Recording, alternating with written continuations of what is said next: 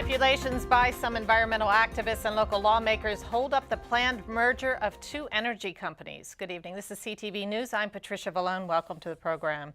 Well, two giant power companies in Maryland might soon merge, but only if regulators think it will be beneficial to the state. If regulators approve Exelon's proposed merger with Pepco, it could make the Chicago-based company the dominant energy corporation in the Mid-Atlantic area. Now, local officials said in a filing with the Public Service Commission that the merger should only be approved if it helps with carbon reduction and innovation. Concerned about it, we really don't know exactly what the impact will be. We're concerned about Pepco. They're a good corporate citizen, in terms of supporting nonprofit organizations. It means a lot of jobs in Maryland, and also just in terms of having more choices for consumers. A lot of people want wind power or they want renewable power sources. So it's not that the merger is necessarily bad or good. We just want to know more about it. So by becoming a part of this coalition and filing to intervene in the hearings to bring these issues up, it's going to give us a chance to create more of a dialogue and to find out exactly what the impacts will be and actually push for some better things for Maryland and Prince George's County. The Coalition for Utility Reform filed a petition Wednesday to intervene in the PSC's review of Exelon's application to acquire Pepco. The process is expected to take 12 to 15 months. Well, when voters in Prince George's go to the polls in November, one of the things they'll be voting on is Question J. Question J has to do with term limits. At issue is whether the county executive and council members can go for a third term. Currently, they're limited to 2. Earlier this week, County Executive Rashern Baker stopped by the Democratic Central Committee to push for passage of the measure.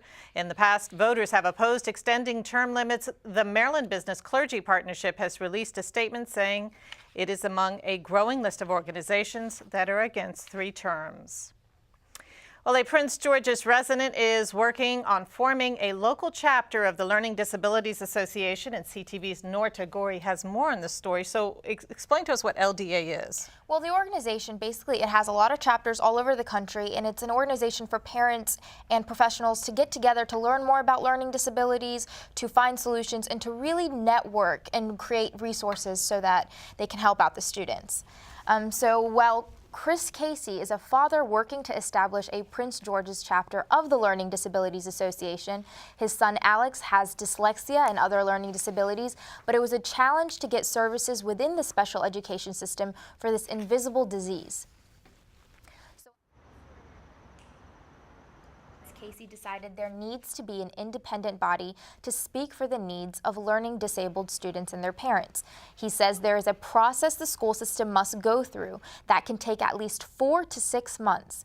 Having an LDA chapter will encourage parents to engage the school and teachers about their child's disabilities as early as possible. Montgomery and Calvert County already have chapters up and running. So what's holding back Prince George's? So the big challenge has been finding the key people to help run the organization, but I'm confident I'll get it done. So I've reached out to the state and county PTA organizations to try to get connected with the school PTAs, but that's not been easy.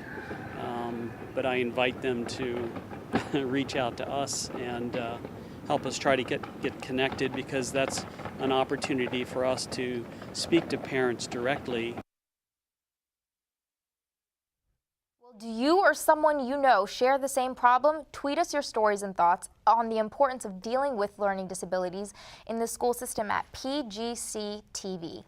Yeah, you'd think that the PTA would make this a priority, but as we heard, Chris Casey says that wasn't the case. That's exactly what I mentioned to him as well. I figured that, that they would make this something of importance, but he said that he at least tried to reach out to them to get them to talk to other school organizations about his message, and he said that they were not allowed to give him their contact information. So he said, well, can you at least relay my message? And it's kind of just been back and forth. So I wish him the best of luck with this. I think it's very important. So. All right, and like you mentioned, we'd like to hear from our viewers on this issue. Definitely. All right, thank you. And you are watching CTV News. I'm Patricia Vallone.